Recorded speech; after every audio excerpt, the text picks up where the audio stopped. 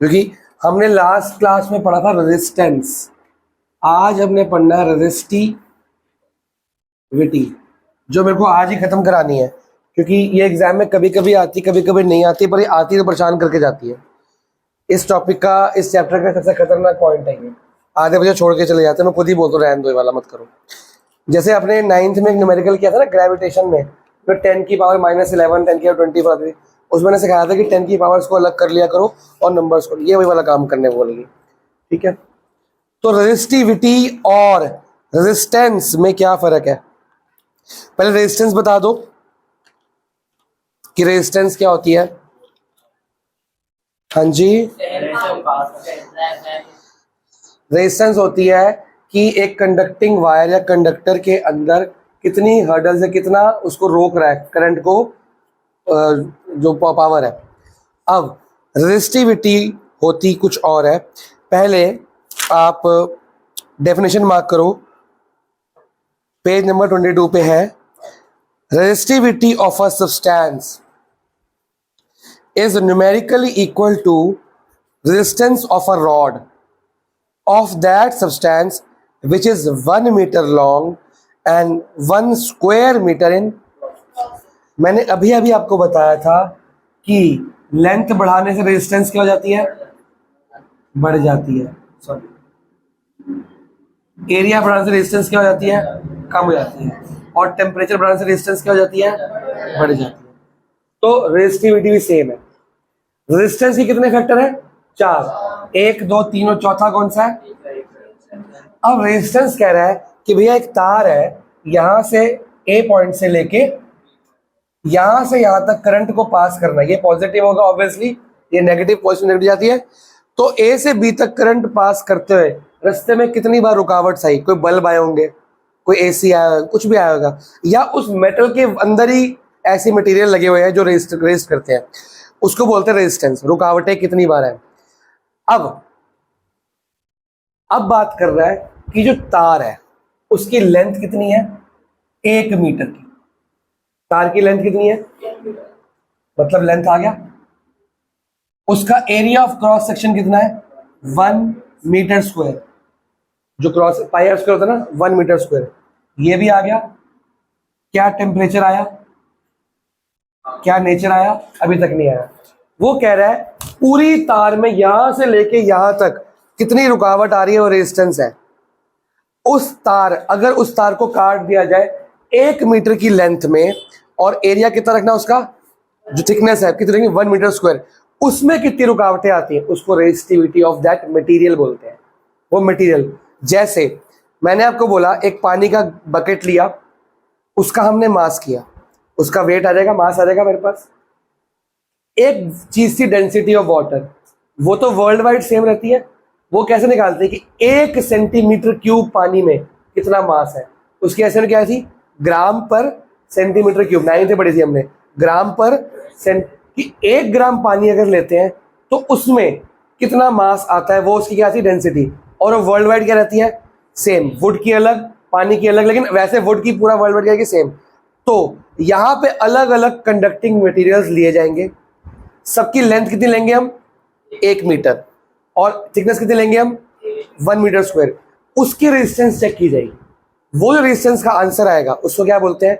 Resistivity of that substance. तो silver की अलग आएगी, एल्यूमिनियम की अलग आएगी, कॉपर की अलग आएगी, नॉन मेटल्स की अलग आएगी, मेटल्स की अलग आएगी, एलॉयज की अलग आएगी। हाँ बिल्कुल, हमने कुछ चेंज नहीं की इसमें। अब जो कॉपर की रेजिस्टिविटी आएगी वो वर्ल्ड वाइड सेम होगी, क्योंकि हमने स्टैंडर्ड कर दिया ना 1 मीटर और 1 मीटर स्क्वायर। तो रेजिस्टेंस क्या है? ओवरऑल पूरी तार में क्या रेजिस्टेंस है? रेजिस्टिविटी उस मेटल में क्या रेजिस्टिविटी होती है, वो वर्ल्ड वाइड क्या रहेगी? सेम रहेगी। कोई डाउट? तो मेटल्स की रेजिस्टिविटी होगी थोड़ी ज्यादा, नहीं कम, करंट पास करेगा। रेजिस्टर की क्या होगी? थोड़ी ज्यादा। अलॉयज की और ज्यादा, और नॉन मेटल्स की तो बहुत ही ज्यादा। रेजिस्टर एक एलिमेंट, एक ऐसा मेटल तैयार करते हैं या ऐसा सब्सटेंस तैयार करते हैं जो करंट को रोकता है 1 मीटर स्क्वायर में। ठीक है, मार्क कर लिया। The resistivity of a substance is numerically equal to resistance of a rod. एक रॉड जो कि 1 मीटर लंबी है और 1 स्क्वायर मीटर क्रॉस सेक्शन में है। तेरा क्या डाउट था अंश? पानी की डेंसिटी वर्ल्ड वाइड सेम होती है भाई। मैंने पानी बोला, सॉल्ट वाटर तो बोला ही नहीं मैंने। प्योर वाटर की बात कर रहा हूँ मैं। Pure water world wide same होता है, ठीक है। अब रेजिस्टिविटी को हम रिप्रेजेंट करते हैं रो से। किससे? ऐसा लिखा जाएगा, some not like P type, book में लिखा भी हुआ है पी टाइप, ऐसे लिखा हुआ है। ये इसकी डिनोशन है, ठीक है। और इसकी एसआई यूनिट क्या होगी? ओम मीटर।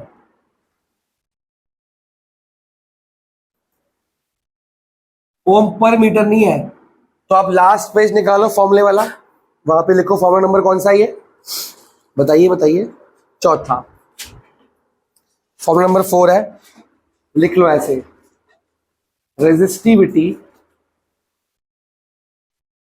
P या rho equal to R, R माने रेजिस्टेंस, इंटू A माने area of cross section, upon में L length of the wire, इससे डिवाइड कर देंगे। ये टोटल वायर की रेजिस्टेंस होगी, ये एरिया ऑफ क्रॉस सेक्शन होगा, और डिवाइड में टोटल लेंथ कर दूंगा तो 1 मीटर की निकल आएगी अपने आप। इसका ऐसे यूनिट क्या होगा, ऊपर ब्रैकेट में लिख दो वहीं पे, ओम मीटर। ओम मीटर, और इसको डिनोट करते हैं ओम बना के मीटर। बुक में मार्क कर लिया।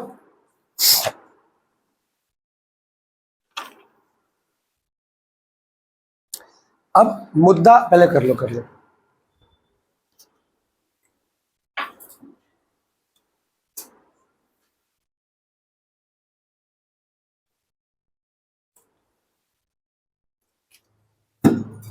अब रेजिस्टेंस कितने फैक्टर पे डिपेंड करता है? 4। कौन से 1 2 3 4। रेजिस्टेंस के चारों फैक्टर है। रेजिस्टिविटी सिर्फ 2 पे डिपेंड करती है, इन पे डिपेंड। तो अगर आपको रेजिस्टेंस के फैक्टर बोलेगा तो 4 लिखोगे, रेजिस्टिविटी के बोलेगा तो कितने लिखोगे? सिर्फ कौन सा? लेंथ। और अगर लेंथ बढ़ेगा तो रेजिस्टिविटी भी। तो मैं ये लिख सकता हूं, इसको हटा दूं, यहाँ पे पी कर दूं, यहाँ पे पी मतलब रो कर दूं, कि रेजिस्टिविटी अगर लेंथ बढ़ेगी तो रेजिस्टिविटी भी क्या होगी? बढ़ेगी। और अगर एरिया बढ़ेगा तो रेजिस्टिविटी क्या होगी? घटेगी। क्या ये सही लिखा है, गलत लिखा है? चेक करके बताओ। गलत लिखा है। जरा फॉर्मूला तो देखो, फॉर्मूले में एल कहां पे आ रहा है? तो इनवर्सली नहीं हो गया। और फॉर्मूले में ए कहां पे आ रहा है? तो ये उल्टा नहीं हो गया, समझे? तो कभी भी भूलना नहीं है, कुछ भी भूल जाओ तो क्या निकाल लो? फॉर्मूला। फॉर्मूले में न्यूमरेटर आएगा तो क्या होगा? डायरेक्टली।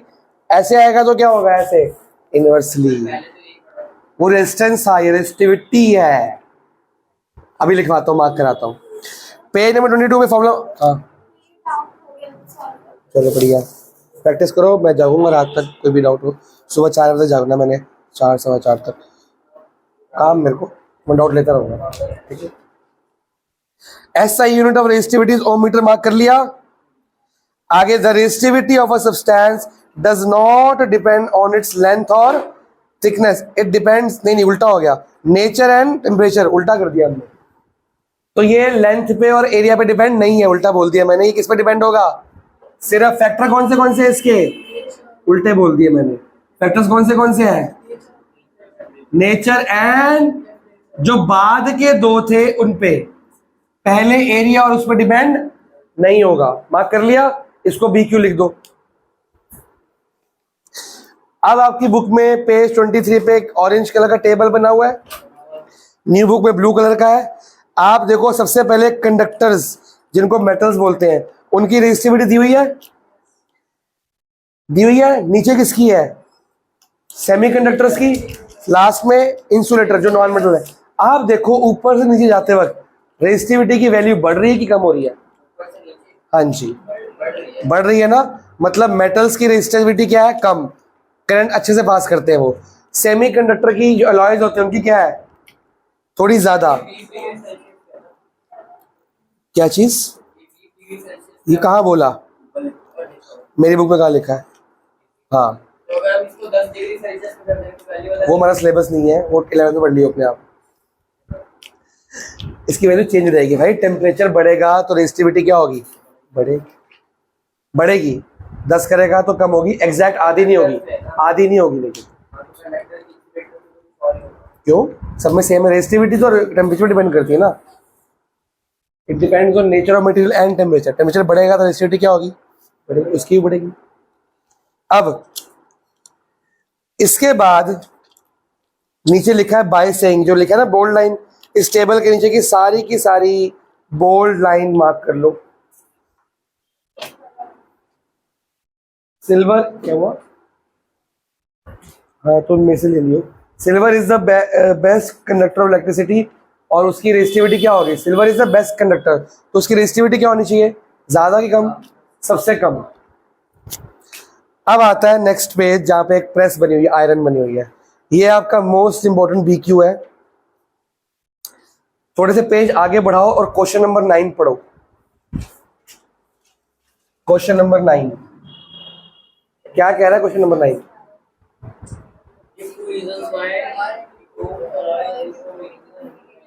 दो रीजन बताने हैं कि नाइक्रोम को यूज क्यों करते हैं एज एन हीटिंग एलिमेंट। अब दो रीजन जो मैं बोलूंगा या बुक में मार्क कराऊंगा वो डिट्टो सेम लिखने हैं, इसमें आपकी खुद की मर्जी नहीं चलेगी। अभी तक जितनी थ्योरी मार्क कराई है सारी डिट्टो सेम लिख सकते हो। ये चैप्टर में थ्योरी कम है लेकिन सारी BQ है, और सब में अपना दिमाग ये बायो नहीं है कि कुछ भी लिख दोगे, आपको डिट्टो सेम लिखनी पड़ेगी। अब क्वेश्चन दो तरीके से आएगा, या तो वर्ड आएगा नाइक्रोम या वर्ड आएगा अलॉय। अगर क्वेश्चन में वर्ड नाइक्रोम है तो आप भी क्या लिखोगे आंसर में, अगर अलॉय है तो क्या लिखोगे, अलॉय। अगर इसके जगह क्या आ सकता है, टंगस्टन, तो भी आप क्या लिखोगे, टंगस्टन। सबके आंसर सेम है, लेकिन मतलब खाली वर्ड बदलना है, अलॉय, नाइक्रोम, टंगस्टन, ठीक है। अब अलॉय तो कब होता है, 2-3 मेटल्स को, नॉन मेटल्स को मिला के कुछ अलग सा सब्सटेंस बनता है जिसकी प्रॉपर्टी अलग होती है कि सेम होती है, अलग हो, जिससे वो बनता है उसकी प्रॉपर्टी को मैच नहीं करता। अब अलॉय या नाइक्रोम को हम हीटिंग डिवाइसेस लाइक आयरन में यूज करते हैं, क्यों? तो इसके दो रीजन है। पहला रीजन है कि वो गर्म होगा, मतलब वो करंट को पास करने से क्या करेगा, रोकेगा। क्या करेगा, उसकी रेजिस्टेंस क्या है, बहुत। तो पहला रीजन है इसका, रेजिस्टेंस क्या है इसकी, बहुत हाई रेजिस्टेंस होती है as compare to pure metal. Pure metal की रेजिस्टेंस क्या होती है, कम, तो करंट पास करता रहेगा। तो आयरन गर्म होती रहेगी, गर्म होती रहेगी, गर्म होगी नहीं होगी, करंट तो पास कर गया। जब यहां से यहां करंट पास हो रहा है तो गर्म होगा मैं, नहीं ना, गर्म तब होगा जब मैं करंट को क्या करूंगा, रोकूंगा। करंट आई जा रहा है, मैं रोक के बैठा हूं, जाम लग गया, लड़ाई होगी, गर्मी आ गई, ठीक है भाई साहब। तो बात ये हुई है कि अलॉयज की resistance as compare to metals क्या है, हाई। आपने टेबल के चेक भी कर लिया, अलॉयज सेमीकंडक्टर्स होते हैं, उनकी रेजिस्टेंस क्या है, हाई। तो वो करंट को क्या करेंगे, रोकेंगे, रोकेंगे, रोकेंगे, रोकते रहेंगे, रोकते रहेंगे, रोकते रहेंगे, करंट आता रहेगा, करंट तो स्विच ऑन है, आता रहेगा, ये रोकते रहेंगे, ये गर्म हो जाएंगे, करंट इनको क्या कर देगा, गर्म। और ये गर्म होंगे पर ये बर्न नहीं हो। अब जब ये बर्न नहीं हो रहे उसको हम बोलते हैं डू नॉट ऑक्सीडाइज, और बर्न लिखेंगे ब्रैकेट में। आपके आंसर को मार्क में करा देता हूं, पहले समझ आया। 2 पॉइंट क्या लिखना है, एक तो इनकी रेजिस्टेंस क्या है, बहुत हाई, तो ये करंट को रोक लेते हैं। एक ये रेड हॉट गर्म हो जाएंगे पर ये बर्न नहीं होंगे, और बर्न के साथ में वर्ड क्या लिखना है, डू नॉट गेट्स ऑक्सीडाइज, मतलब ऑक्सीजन से बर्न नहीं होते हैं। ये साइंटिफिक वर्ड ही यूज करने हैं आपने। हाँ जी,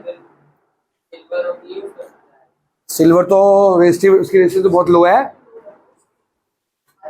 हमको हाई चाहिए ना, जो करंट को रोके वो तो पास कर देगा, तो इनडायरेक्टली तो उसी पे आएगा ना, कपड़े पे। कपड़े पे क्यों आएगा, आयरन के अंदर से पास होकर सर्किट में चला जाएगा, आयरन गर्म होगी, गर्म करने के लिए रेजिस्टेंस हाई चाहिए ना मेरे को, और आयरन वैसे कैसे रहेगी।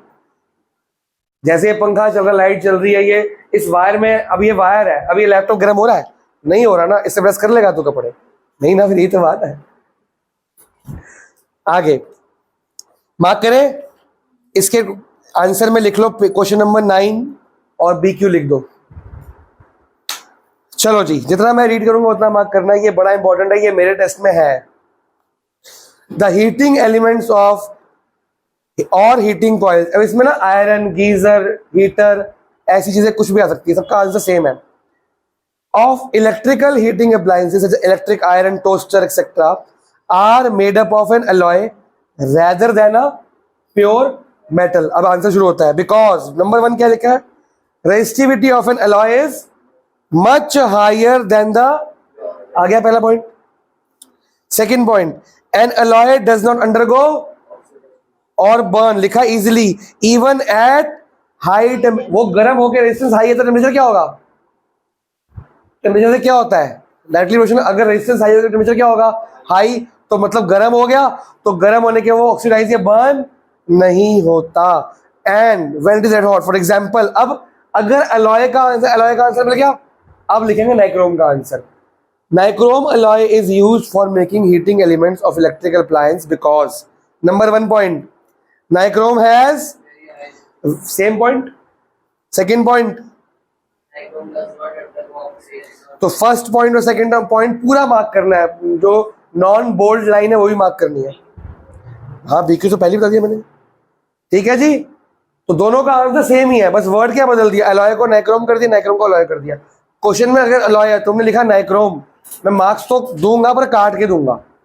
क्वेश्चन अलॉय का नाइक्रोम क्यों लिख रहे हो, मैं नाइक्रोम पूछा है, क्वेश्चन नाइक्रोम का अलॉय क्यों लिख रहे हो, लिखो ही मत ना, 2 मार्क्स का आएगा, 1 मार्क्स से 1 मार्क्स से खत्म, क्यों फालतू।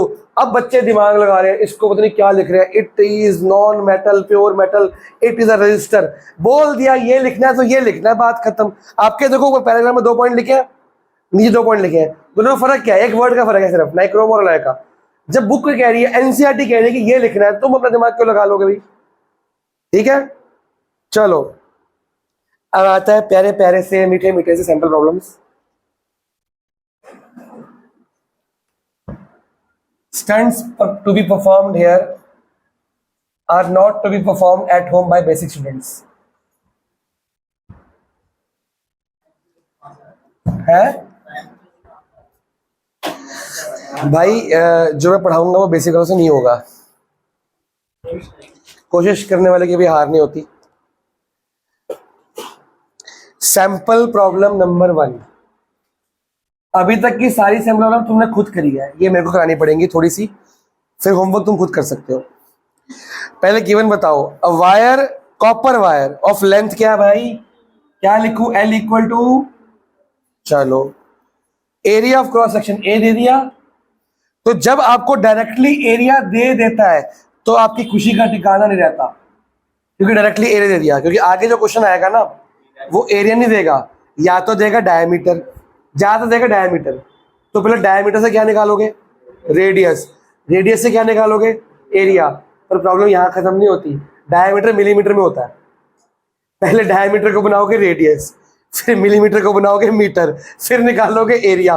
वो इतना खतरनाक आया था ना, वही छूट जाता क्वेश्चन हमसे, ज्यादातर मिलीमीटर आता है, क्योंकि तार, यार रियल लाइफ में देखो तार की थिकनेस क्या होगी, मिलीमीटर में होगी ना, सेंटीमीटर तो फिर भी दिखता है, मिलीमीटर कहाँ दिखता है। अरे ये तो एरिया में, एरिया आ गया तो खुश रहो, फिर तो आसान है। तो ये बेसिक वाले बच्चे भी अटेम्प्ट कर पाएंगे। हाँ हमको मीटर में चाहिए। हैज अ रेजिस्टेंस, रेजिस्टेंस कितनी दी है, ओम्स। अब निकालना क्या है, रेजिस्टिविटी, फॉर्मूला क्या है, आर कितना दिया है, और मैंने अपने बच्चों को सिखाया पहले तो पुट कर दिया करो, ए कितना है, एल कितना है, 2। मैंने मेरे लास्ट ईयर के बैच को बताया था कि ये वाले न्यूमेरिकल्स कैसे करने होते हैं। हम क्या करते हैं, नंबर्स को अलग कर लेते हैं और टेंस को अलग कर लेते हैं। नंबर कितने हैं यहाँ पे, 2, एक क्या है 1.7 और एक और क्या है 2, यहाँ पे इंटू डालो, ये कितना है, ठीक है, और भी होंगे तो और भी कर देंगे, खत्म। इसका डेसिमल डाउन कहाँ लिखूंगा, 10 यहाँ लिखूंगा, 1 लिखूंगा, टेंस के साथ इकट्ठा हो जाएगा ना। और भी अगर नंबर डेसिमल में होंगे सारे 10, अगर नीचे का डेसिमल रहेगा 10 कहाँ जाएगा, ऊपर, ऊपर का रहेगा तो नीचे रहेगा, लेकिन इकट्ठे क्या करने हैं, यहाँ पे टेंस इकट्ठे कर लो सारे, फिर इसको सॉल्व करो। ये क्या आ गया, कट गया, क्या आंसर आया 17। अब इधर देखो, ऊपर की जो पावर्स है उनके साइन चेंज नहीं करने, एज इट इज। यहाँ पे क्या है, -2 -6। नीचे का साइन क्या है, पावर कितनी है 1, उसका साइन क्या कर दोगे, चेंज। अगर नीचे नेगेटिव हो तो ऊपर क्या बन जाएगा, प्लस, प्लस का नेगेटिव, ऊपर का साइन चेंज, प्लस का प्लस, नेगेटिव का नेगेटिव, ऊपर का एज इट इज, नीचे का साइन चेंज। ये कितना आ गया 17 इंटू 10 की और कितनी हो गई, सब कुछ माइनस में है तो क्या होगा, ऐड 6 7 8 9, तो -9 ओम मीटर। ये आपका आंसर है। तेरा -8 बुक के अकॉर्डिंग आ रहा है, वो स्टैंडर्ड फॉर्म है कि 1.7 लिखना है, कोई दिक्कत नहीं, ऐसे भी लिख सकते हो, नोट किया जाए। अब आती खतरनाक वाली है, मिलीमीटर में दिया ना, ऐसे होमवर्क मिलेगा। एक होमवर्क में किलोमीटर में भी है, एक होमवर्क में किलोमीटर में भी है। तो 100 से पहले 1000 से मल्टीप्लाई कर दोगे, वो 10 की क्यूब बन जाता है। 1000 यहाँ लिखोगे, वहां नहीं लिखोगे, टेंस इकट्ठे करने ना सारे, मल्टीप्लाई डिवाइड। पहले मेरे क्वेश्चन तो पढ़ने दो, चलो पहले नोट कर लो, फिर गिवन लिखता हूं मैं। तेरे को जिसने समझ आया मेथड, नए बच्चों को समझ आ गया, 10 से अलग कर लो, ये अलग कर लो, कभी दिक्कत नहीं आएगी, वरना कंफ्यूज हो गए सॉल्व कैसे करें। सारे 10 इकट्ठे कर लो, उसको ऐसे ही लिख दो। नंबर को अगर मान लो 17 आ गया, अगर ये कटपिट ना आ रहा होता तो मल्टीप्लाई डिवाइड तो हो जाएगा, डेसिमल में आंसर लिख दो, इसको ऐसे लिख दो, आपका मार्क्स नहीं कटेंगे। गिवन लिखे, बताओ जी गिवन क्या है। अ कॉपर वायर का डायामीटर डी कितना है, 0.5 है। अच्छा 0.5 mm। आगे क्या है, रेजिस्टिविटी कितनी दी हुई है,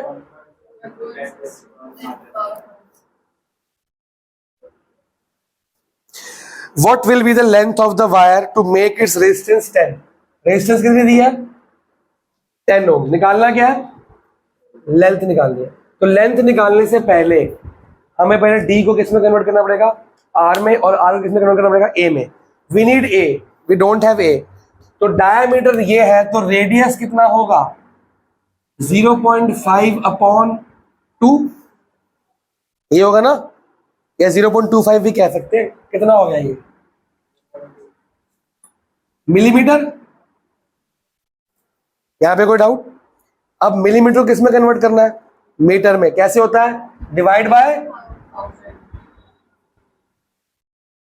1000। अब ये क्या बन चुका है, मीटर। यहां पे कोई डाउट। क्या मैं इस रेडियस को ऐसे लिख सकता हूं, 25 इंटू 10 की पावर -5। इसका डेसिमल हटाओगे, 2 जीरो कहा जाएंगे नीचे, नीचे कितने जीरो आ गए, 5। नीचे को ऊपर जाएगा, साइन चेंज होगा, तो 25 इंटू 10 की पावर -5 आ गया। इस शक्ल में आ गई बात, बात पकड़ में आ गई। ये मेरा क्या आया अभी, अभी जो रेडियस है, अभी एरिया बाकी है। अभी क्या आया, रेडियस। अब एरिया का फॉर्मूला क्या है, पाई आर स्क्वायर। पाई की वैल्यू कितनी है, 22/7 भी ले सकते हैं, या एक और 3.14। यहाँ पे क्या बोला है, कुछ बोला है, इन्होंने क्या लिया है, 22/7। चलो तो 22/7। आर की वैल्यू क्या है, 25 इंटू 25 इंटू 10 की पावर -5 इंटू 10 की power minus, pi r square है ना, पाई आर स्क्वायर है ना। तो ये तुम्हारा क्या आ गया हो, एरियो आ गया हो। आर का स्क्वायर आएगा मतलब तो हमने मल्टीप्लाई करना ही नहीं है। मैंने बचपन से सिखाया आपको सरफेस एरिया वॉल्यूम चैप्टर में, वाई मल्टीप्लाई जब आगे जाके कटिंग होने वाली है, शायद क्यों करूं मैं, क्या पता कट जाए, मेरे को पहले पता है नहीं कटेगा तो वहां तो करूंगा ही ना, पहले क्यों कर लूं। आपका अगला या इस सरफेस एरिया वॉल्यूम दोबारा से आएगा, 9th भी आया था। मैंने क्या सिखाया था कि छोटे नंबरों में खेला करो, मल्टीप्लाई डिवाइड मत किया करो। इसको ऐसे छोड़ नहीं सकता मैं क्या, यहां तक कोई डाउट है किसी को। Diameter converted into radius, radius into area, pi r square, 2 बार लिख दिया रेडियस आर स्क्वायर, ठीक है। स्क्वायर करने की हिम्मत या मेहनत मत करो भाई, 2 बार लिख दो। क्यों मल्टीप्लाई, मेरे को नहीं सिस्टम होता है, मेरे को पता है क्यों मल्टीप्लाई करूं मैं। अब आपका फॉर्मूला क्या है, रो का, इसमें एल निकालना है, आर, ये पी कितना है, 1.6 इंटू 10 की और कितना है, -8 है कि 18 है, चेक करना एक बार। 8 इक्वल टू रेजिस्टेंस कितनी है 10, एरिया कितना आ गया 22/7 इंटू 25 इंटू 25 इंटू 10 की अगर -10 कर दूं, इकट्ठा कर दूं, 5 इकट्ठा कर दूंगा, अपॉन में क्या है एल। एल कहाँ जाएगा ऊपर और ये कहाँ आएगा नीचे। अब जब इसको नीचे लेके आऊंगा तो मैं तरीके से लिखूंगा इसको, नंबर्स अलग और टेंस अलग। पहला नंबर क्या है 22/, अगला नंबर क्या है 25, अगला नंबर क्या है, अगला नंबर क्या है, ये 1.6 ऊपर आएगा नीचे आएगा, नीचे आएगा 1.6। अब टेंस करते हैं, भी करते हैं टेंस, एक 10 ये रहा, एक 10 ये रहा, एक 18 ऊपर आएगा नीचे आएगा, बाद में इसका क्या हटेगा, कहाँ जाएगा ऊपर जाएगा, टेंस अलग हो गए भाई सारे एक ही, उधर क्यों जाएगा भाई, उधर क्यों जाएगा, डेसिमल के ऊपर जाता है ना, ऊपर ये रहा, डेसिमल ऊपर का नीचे जाएगा, नीचे का उधर कौन सा जाता है, इधर ना, इधर ऊपर नहीं, इसका भी यहाँ हटाया था यहाँ लेके, टेंस इकट्ठे कर रहा हूँ ना मैं, ये एक ही साइड है। अब इसमें आपको कुछ कटिंग हो रही है, अगर थोड़ा स्मार्ट वर्क करते हो तो हो सकती है, नहीं तो फिर ऐसे मल्टीप्लाई डिवाइड करना पड़ेगा। स्मार्ट वर्क कहता है, 10 को, हाँ बोलो बोलो, 10 और 10 का स्क्वायर कर दे, वो प्लस माइनस माइनस हो जाएगा, तो 10 के बाद -8 ना ना वो तो वहां पे होगा ना, मैं 20 को काटने की बात कर रहा हूँ। अगर सुनो सुनो सुनो, अभी इसको ऐसे छोड़ते हैं, इसमें बताओ 10 की पावर क्या आ रही है, 1 -10 +1 +8, ये आ गई, कितनी आ रही है 8 9 10, 10 में 10 गया 0, ये तो गायब ही होगी, चलो अब तो कुछ हो ही नहीं सकता, तो ये तो पूरी की पूरी क्या हो गई, 10 की पावर 0 1 होती है। लेकिन हम एक काम कर सकते थे बाद में कि अगर दो 10, ये वाला 10 की पावर 10 नीचे जा सकती है प्लस होने के लिए, तो यहाँ पे 2 10 100 बनता है और 2 10 100 बनता है, 1/4 बन जाता है वो, 20 के में 100 आता है, आता कि नहीं आता, तो 2 10 यहाँ पे 2 10 यहाँ पे अगर मैं ले लेता तो ईजी हो जाता, पर अब वो कट ही रहा है तो काम ही खत्म करो, बट अगर आप वहां पे उसको डेसिमल में लेते तो 190 डायरेक्टली, तो अब हो जाएगा वो। मेरे को पहले नहीं पता ना कटेगा कि नहीं कटेगा, अगर कट गया क्या पता कट जाता, ये तो कुछ नहीं कट रहा, बाई चांस कट जाता तो। अब ये बन गया 3.14, ये बन गया 625 और अपॉन में क्या है 16, और ये तो पूरा खत्म ही हो गया -10, हाँ ये खत्म हो गया पूरा। अब इसको सिंपल सा कैलकुलेटर से कैलकुलेट करेंगे हम और आंसर लिख देंगे। ये बेटा फ्रैक्शन अपॉन फ्रैक्शन, ऊपर का फ्रैक्शन एज इट इज, तो एज इट इज आएगा, नीचे का रेसिप्रोकल होता ना, ये पूरा नीचे आएगा तो नीचे का रेसिप्रोकल होगा तो 1/1/16 आएगा, तो ऊपर का वो मल्टीप्लाई आते हैं आपस में। एक बात याद रखियो, ऊपर का डिनोमिनेटर और नीचे का न्यूमरेटर मल्टीप्लाई होते हैं, तो फिर वही हो गया ना, ऊपर का डिनोमिनेटर नीचे का न्यूमरेटर। ये कितना आ रहा है 3.14, 122/7। हाँ जी। अब एक बात थोड़ी सी ध्यान से सुननी है, बस खत्म हो गया। ये कितने यूनिट क्या आएगी इसकी, अब देखो हमको क्वेश्चन सॉल्व करते करते दिक्कत कहां पे आई है, इस स्टेप के बाद। इस स्टेप से पहले हमने ओरल किया कि नहीं किया, हमने ऐसे से लिखा, कोई मल्टीप्लाई किया, हमने कुछ नहीं किया। तो आप क्या करोगे एग्जाम में, यहां तक करते करते करते करते करते यहां तक आ जाओ, फिर यहां पे छोड़ दो, पेपर पहले कर लो, इसको लास्ट में देखो, टाइम बचेगा तो, क्योंकि ये कैलकुलेट करने में आपके 2 से 3 मिनट खराब हो जाएंगे, इतने में 2 से 3 क्वेश्चन एमसीक्यू हो जाते हैं आपके, ठीक है ना। एक अगर ये 1 मार्क्स में तो आएगा नहीं, ज्यादा मार्क्स का आएगा तो हाफ मार्क्स कटवा लो, लेकिन 3-4 मार्क्स या 5 मार्क्स गेन कर लो वहां पे। इस खाली यहाँ तक तो तुमने किया ना, तो हाफ ही कटेंगे बस, हाँ यहाँ तक तो ठीक है ना तुम्हारा, 7 है, एक ही तो बात है, कोई फर्क नहीं पड़ता।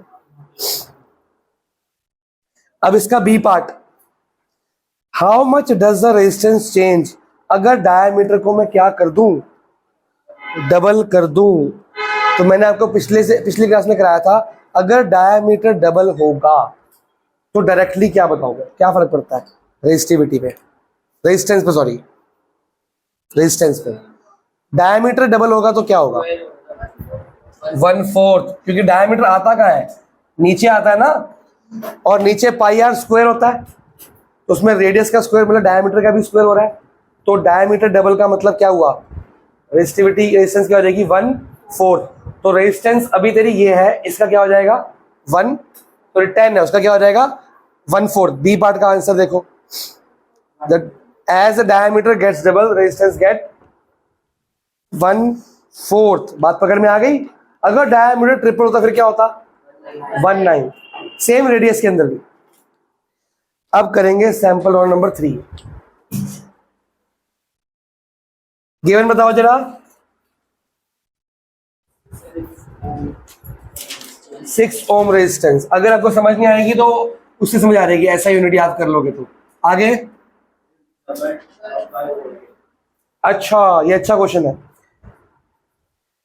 देखो सैंपल नंबर 2 और 3 दोनों इंपॉर्टेंट मार्क कर लो। 2 तो एनसीईआरटी की है, 3 बहुत आती है एग्जाम में। वो कह रहा है एक 6 ओम की रेजिस्टेंस की वायर है, वो डबल अप कर दी। डबल अप कैसे कर दी, मतलब कि फॉर एग्जांपल इस वायर को लेते हैं, किसने यूज किया अभी, ये मुश्किल ठीक करता हूँ बेचारा मैं, इसकी दिहाड़ी मिलनी चाहिए मेरे को रोज ठीक करने की। हिम्मत है किस बंदे में, he is a fighter sir, it is a fighter not a loser.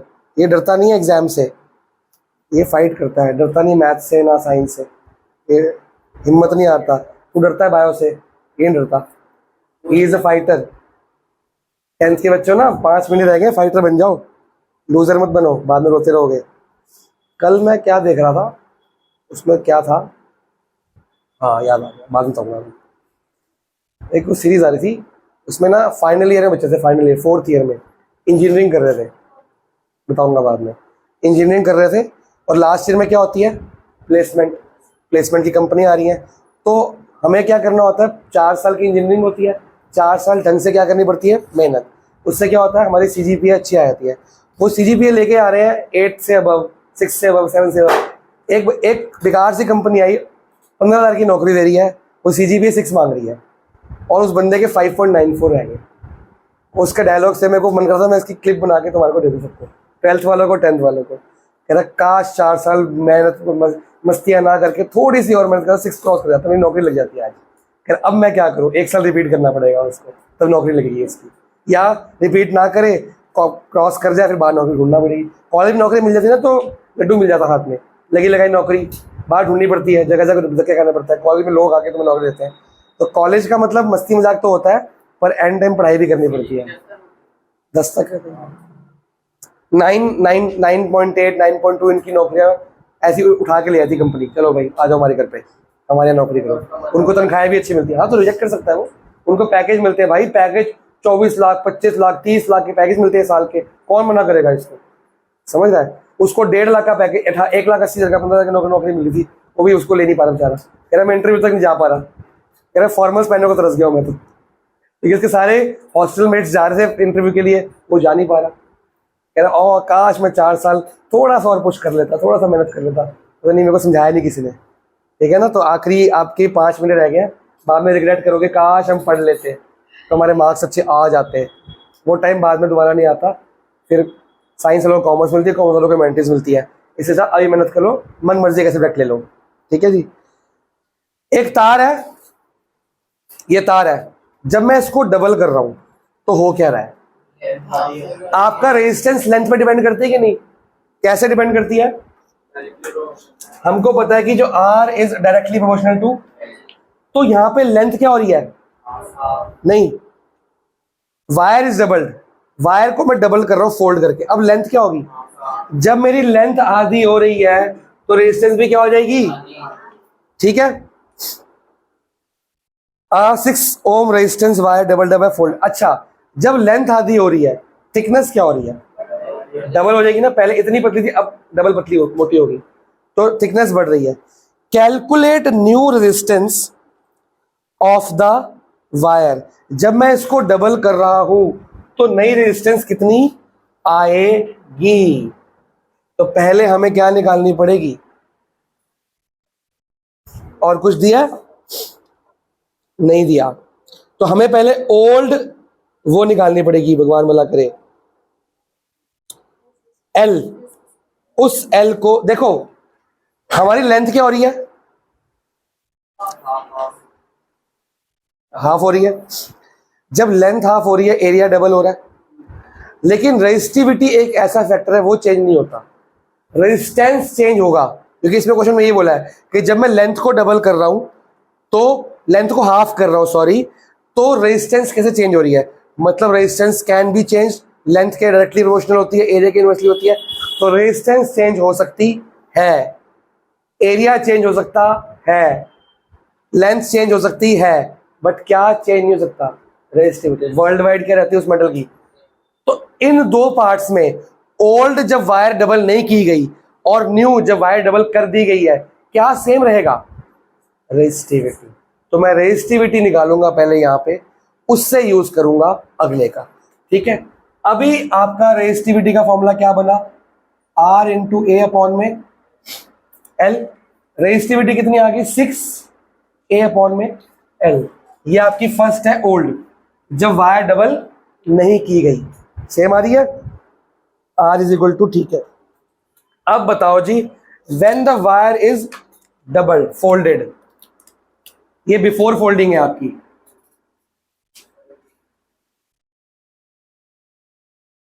अब आफ्टर फोल्डिंग देखो हुआ क्या। आफ्टर फोल्डिंग जो हुआ है, मेरे को बताओ न्यू लेंथ क्या हो गई? इसको L1 ले लूं, न्यू लेंथ क्या होगी? ओल्ड लेंथ की आधी, L/2 हो जाएगा कि नहीं हो जाएगा? चलो, और न्यू एरिया क्या हो जाएगा? A1 कितना हो जाएगा? ट्वाइस ऑफ ए हो जाएगा कि नहीं हो जाएगा? ठीक है, लेंथ क्या हो गई? आधी, और एरिया क्या हो गया? डबल। पर क्या चेंज नहीं हुआ? हाँ, और रेजिस्टेंस चेंज होगी, वो निकालनी है। अब न्यू रेजिस्टेंस निकालते हैं। न्यू रेजिस्टेंस,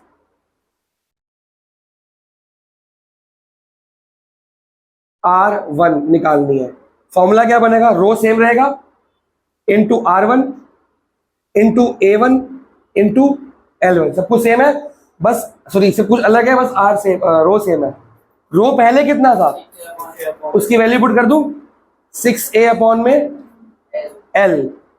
ये कितना है निकालना है? A1 कितना है? 2A। L1 कितना है? L अपॉन, तो 2 ऊपर लिख दूं, L अपॉन 2 ऊपर आ जाएगा ना, और इसमें ब्रैकेट में लिख दोगे आप फ्रॉम 1। यहां तक कोई डाउट किसी को? हमने नया लेंथ में पुरानी लेंथ पुट कर दी, नए एरिया में पुराना एरिया पुट कर दिया, नए रेजिस्टेंस रेजिस्टिविटी पुरानी रेजिस्टिविटी पुट कर दी। अभी देखते हैं, L से L कट जाएगा जब इधर आएगा, A से A भी कट जाएगा जब इधर आएगा, तो R1 6/4 जो आगे R1 जो कि बनता है 1.5 ओम नया रेजिस्टेंस। जब 6 ओम के रेजिस्टेंस की वायर को मैं आधा कर रहा हूं, तो वो कितनी हो गई? 1/4 नहीं होगी? चेक करो, 1/4 नहीं होगी। तुमने अभी मेरे को बताया था। अब इसको ओरली करें बिना न्यूमेरिकली, क्या हम इसको एमसीक्यू में कर सकते हैं? क्योंकि ये एमसीक्यू में आया था, बोर्ड्स में आया था कि सैम्पल वालों को याद नहीं, पर आया था, स्कूल में भी आ सकता है। क्वेश्चन ने बोला एक 6 ओम की वायर है, 6 ओम के साथ कुछ भी आ सकता है, लेंथ क्या कर रहे हो, और एरिया क्या हो जाएगा अपने आप ऑटोमेटिकली डबल, तो रेजिस्टिविटी सेम रहेगी। तो रेजिस्टेंस निकालनी नहीं, तो आपका पुरानी रेजिस्टेंस का फॉर्मूला क्या है? रो, इसको फॉर्मूला बनाओ, रो इंटू L अपॉन में A, यही है ना। अब नई रेजिस्टेंस निकालनी है, R1, जैसे 9th में कराया था। रो सेम रहेगा, नया लेंथ क्या है? L/2। नया एरिया क्या है? 2A। कोई डाउट? ये L/2 हो गया, ये 2A हो गया अकॉर्डिंगली पुराने के। और मैंने आपको 9th में सिखाया था, इसमें से ये अलग कर लिया करो, P अलग कर लो, L अलग कर लो, A अलग कर लो। अलग कर लिया, क्या बचा? 1/4, और ये क्या था? ओल्ड रेजिस्टेंस, तो नया रेजिस्टेंस इज R/4, 6 को 4 डिवाइड करो 1.5 आ रहा है। तो अगर एमसीक्यू में आएगा तो आप ऐसे सॉल्व करोगे, आपको पता लग गया सर कि पुरानी को 4 से डिवाइड करना है, मतलब 6 का आंसर क्या है, अगर वहां 10 है तो क्या आ जाएगा 2.5, अकॉर्डिंगली 40 है तो 10 आ जाएगा। अब इसको कुछ भी हो सकता है, ये आपको बोला नहीं गया था कि एरिया डबल करना है, ये आपने दिमाग लगाया कि जब वायर फोल्ड हो रही है तो लेंथ आधी हो रही है और एरिया डबल हो रहा है, तो दोनों को चेंज किया आपने। ठीक है, ऐसे oral question triple, double, half कुछ भी हो सकता है। अगर लेंथ को आधी करता हूं तो क्या होगा, लेंथ आधी होगी, एरिया चेंज नहीं होगा, काट दी ना। लेंथ आधी कैसे करेगा, काटेगा, और कैसे करेगा, फोल्ड में डबल करता है। अगर लेंथ कितनी है इसको आधी कर ले, एरिया कैसे कम हो जाएगा, एरिया ये होता है थिकनेस, ये थिकनेस, ये मिलीमीटर में क्यों आ रहा है, क्योंकि है ही मिलीमीटर में, ये लेंथ को तूने आधा कर दिया, ये ले आधा हो गया, थिकनेस तो वैसे की वैसे रहेगी ना, पर डबल करने में थिकनेस क्या हो गई, अब डबल हो गई, मोटी हो गई। ठीक है ना भाई, दिमाग लगाना है, डबल करने में थिकनेस डबल हो रही है, लेंथ आधी हो रही है, लेंथ आधी करने थिकनेस डबल आधी नहीं या डबल नहीं हो रही। होमवर्क लिखो जी, ऑरेंज क्वेश्चन सारे, पिछले होमवर्क नहीं मिला था, इस बार करके आना है, डाउट भी निकलेंगे। पेज नंबर वही 26 अपना ओल्ड बुक का, ऑरेंज क्वेश्चन सारे, क्वेश्चन 1 to 13, और जो न्यूमेरिकल्स हैं वो ब्लू वाले। क्वेश्चन नंबर 14 का बी पार्ट बता रहा हूं, 15 का भी बी, 16 का भी बी, फिर उसके बाद है 19 का भी, सबर, फिर 23। अगर तुमने ये तीन, ये वाले भगवान भला करे क्या कहते हैं, 3 सैंपल प्रॉब्लम और ये 1 2 3 4 5 क्वेश्चन और 3 सैंपल कर लिए, फिर तुम्हें रेजिस्टिविटी यूलैक से करने की जरूरत नहीं है, तुम्हारी तैयार है, इसके बाहर नहीं आएगी। बाकी सब में यूलैक करनी पड़ेगी, रेजिस्टेंस वगैरह पैरेलल सीरीज में। रेजिस्टिविटी के लिए 1 2 3 4 5 न्यूमेरिकल्स, ये बस 3 सैंपल में, वो 8 हो गए। 8 अगर कर लेते हो रेजिस्टिविटी तैयार है तुम्हारी, समझ गए हो, क्योंकि कभी आती कभी नहीं आती, ज्यादातर एमसीक्यू में आ सकती है, पर एमसीक्यू में इतना बड़ा क्वेश्चन करना पड़ता है। अगली बार आपका मेन चैप्टर